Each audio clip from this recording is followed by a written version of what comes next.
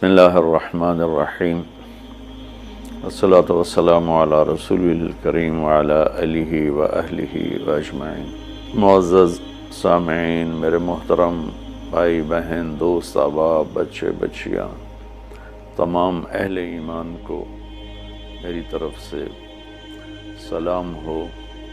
ہمارا نیا سال تو ہجری کے اعتبار سے ہوتا ہے تو وہ محرم ہو گیا ہے۔ ہر آنے والا سال ہماری زندگی کا بہت بڑا حصہ ہم سے چھین کے لے جاتا ہے اور ہم بے بس ہو کر اسے دیکھتے ہی رہ جاتے ہیں۔ دنیا کی ہر چیز پر ہم نے اپنے پہرے بٹھائے ہوئے ہیں، لیکن وقت اور زندگی جو سب سے قیمتی سرمایہ ہے، روزانہ ہم سے گردش دوران، سورج اور چاند کی گردش، دن اور رات کا ہیر اور پھیر، کہ ہماری زندگی ہم سے چراتا چلا جاتا ہے۔ اللہ کا غیبی نظام ہماری زندگی سے ٹائم کو، وقت کو گھٹاتا چلا جاتا ہے، یہاں تک کہ ہر آنے والی وہ موت کو گلے لگا کر اللہ کے پاس پہنچ جاتا ہے۔ تو نئے سال کے حوالے سے دو باتیں کرنی تھی۔ واقعہ کربلا کے حوالے سے تو میرے کلپ کافی چل رہے ہیں۔ ایک حدیث پہلے سناؤں گا، اس کے بعد دو حدیثیں اور بس۔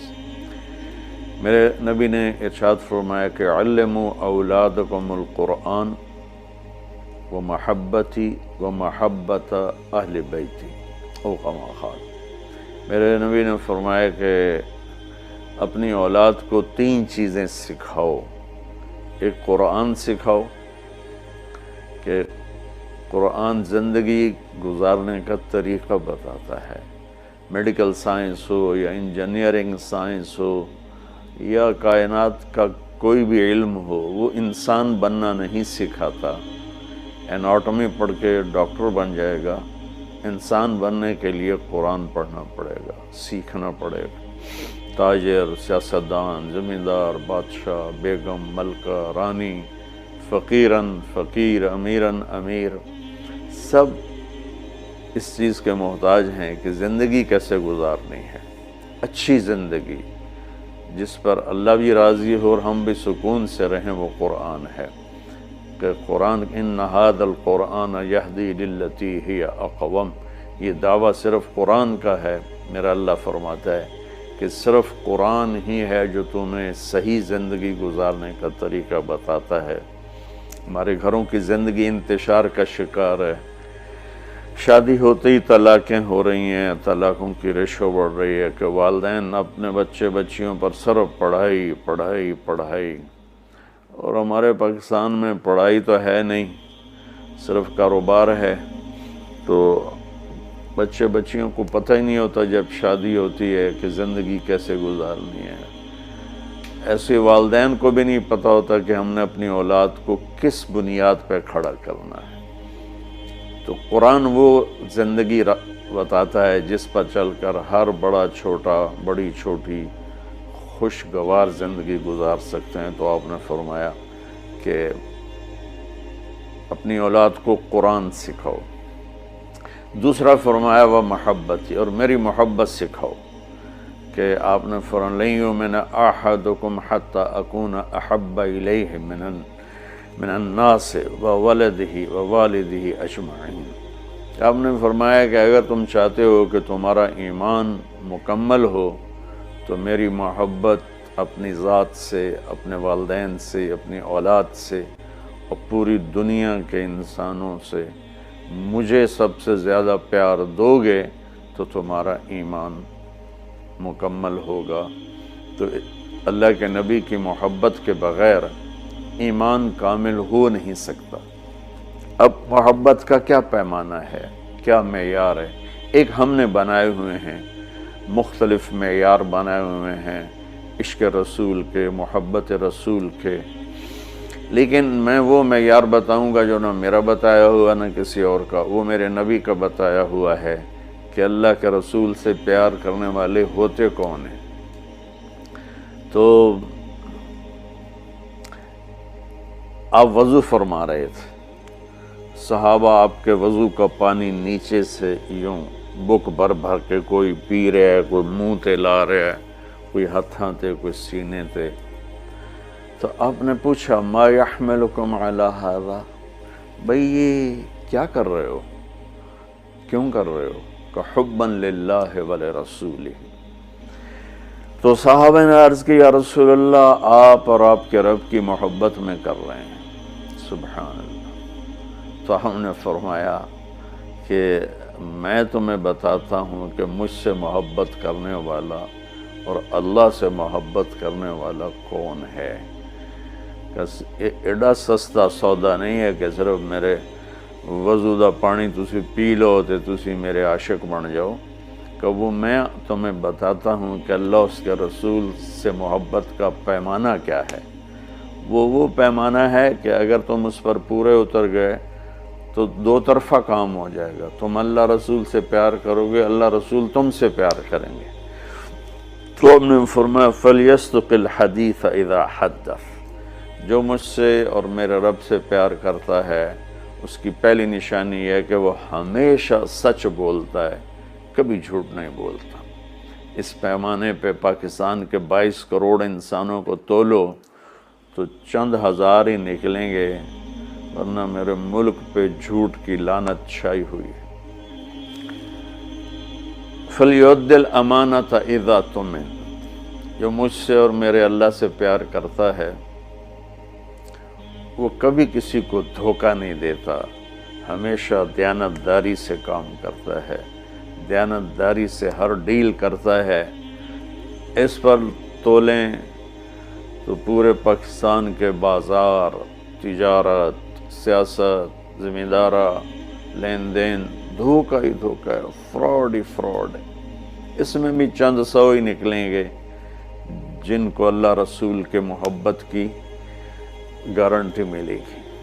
تیسرا فرمایا فَلْيُحْسِنْ جِوَارَ مَنْ جَاوَرَهُ، جو اللہ اس کے رسول سے پیار کرتا ہے وہ ہمیشہ پڑوسیوں کے ساتھ اچھا سلوک کرتا ہے، چاہے وہ مسلم ہوں، نان مسلم ہوں، چاہے وہ اپنے ہوں، غیر ہوں، اچھے لگتے ہوں، برے لگتے ہوں، وہ ہمیں برا سمجھتے ہوں، لیکن اللہ اس کے رسول سے پیار کرنے والے کی تیسری نشانی یہ ہے کہ وہ اپنے پڑوسیوں کے ساتھ اچھا سلوک کرتا ہے۔ یک طرفہ وہ تا کر دے نہیں، اسی کیوں کریے، انہوں نے سانو کدی سلام نہیں کیتا، اسی کیوں سلام کریے، وہ سانو کدی پچھڑ نہیں آئے، اسی کیوں پچھڑ جاویے۔ یہ عشق رسول کے دعوے دار تو ہو سکتے ہیں، اللہ کی بارگاہ میں ان کی کوئی گارنٹی نہیں ہے، یہ خارج ہیں۔ یہ بھی ہمارا سارا معاشرہ میں دیکھتا ہوں تو انتقامی معاشرہ ہے۔ ہمارے علاقے کی مثال ہے جی، قدمہ دے قدم ہون دن، کیا مطلب کہ جو ہمیں پوچھنے آئے گا ہم بھی پوچھنے جائیں گے، جو ہمیں سلام کرے گا ہم بھی سلام کریں گے، جو نہیں کرے گا تو ایسا کیوں کریے۔ یہ میرے ملک کے اخلاق یہ ہیں، اور میرے نبی فرما رہے ہیں کہ مجھ سے محبت کی تیسری نشانی یہ ہے کہ وہ یک طرفہ ہو کر اپنے پڑوسیوں کے ساتھ اچھا سلوک کرتا ہے۔ تو اس حوالے سے نیا سال شروع ہو رہا ہے، ہم قرآن سیکھیں، اللہ کے نبی کی محبت سیکھیں۔ تیسری چیز فرمائی وَمَحَبَّةَ أَهْلِ بَيْتِ، اور اپنی اولاد کو میرے اہل بیت کی محبت سکھاؤ۔ سبحان اللہ، اس کے بغیر نہ ایمان مکمل ہے، نہ زندگی مکمل ہے، نہ راستہ طے ہوگا۔ کہ آپ نے فرمایا غدیر خم کے موقع پر جب آپ حج سے واپس تشریف لا رہے تھے کہ میں تم میں دو بڑی بھاری چیزیں چھوڑ کے جا رہا ہوں، اگر ان کو مضبوطی سے پکڑ کے رکھو گے تو کبھی گمراہ نہیں ہوگے اور مجھ سے عامل ہوگے۔ خلاصہ کے طور پر ایک میری کتاب اور ایک میرے اہل بیت۔ تو ہم نے قرآن کے ساتھ بھی ناانصافی کی ہے اور اہل بیت کے ساتھ بھی ناانصافی کی ہے۔ درد سے کہہ رہا ہوں یہ بات، میں فرقہ واریت سے بالا تر ہو کر یہ بات کر رہا ہوں کہ ہمیں اگر ان کے گھرانے سے پیار نہیں ہے تو وہ کیا ایمان ہے اور کیسا ایمان ہے۔ تو اللہ اس کے رسول نے جو محبت کی نشانی بتائی ہے وہ بھی میں نے بتا دی، اور جو اللہ کے نبی فرما رہے ہیں کہ 3 کام اپنی اولاد کو سکھاؤ: قرآن، میری محبت، میرے اہل بیت کی محبت۔ تو آؤ بھائی، ہم اپنے ملک کے لیے بھی ایک اچھے پاکستانی بنیں، سچ بول کے، دیانتداری، محبت، ایثار، وفا، صحیح تولنا، صحیح بولنا، اور ماں باپ کی خدمت، بیوی کے ساتھ اچھا سلوک، اولاد کے ساتھ محبت، یہ سارے وہ چیپٹر ہیں جو اس وقت بالکل ادھورے پڑے ہوئے ہیں۔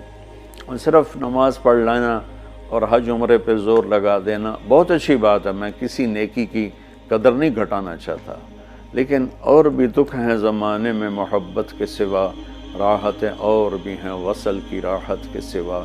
اسلام تو ایک زندگی ہے، یہ تو چند مختصر عبادات پوری زندگی پر تو نہیں ہے نا۔ اس لیے میری فریاد سنو اللہ کے واسطے، علماء سے بھی کہتا ہوں، خطیبوں سے بھی کہتا ہوں، اپنا مسلک پیش نہ کرو، اسلام پیش کرو۔ اسلام ایسی خوبصورت زندگی ہے کہ اس کا خریدار آپ کو ہر انسان بنے گا۔ آپ سن لیں گے تو آپ کا احسان ہوگا، آپ کر لیں گے تو آپ کی دنیا بھی بنے گی، آخرت بھی بنے گی، ورنہ فقیرانہ آئے صدا کر چلے، میاں خوش رہو ہم دعا کر چلے۔ وہ جو گیت تم نے سنا نہیں، میری عمر بھر کا ریاض تھا، میرے درد کی تھی وہ داستاں جسے تم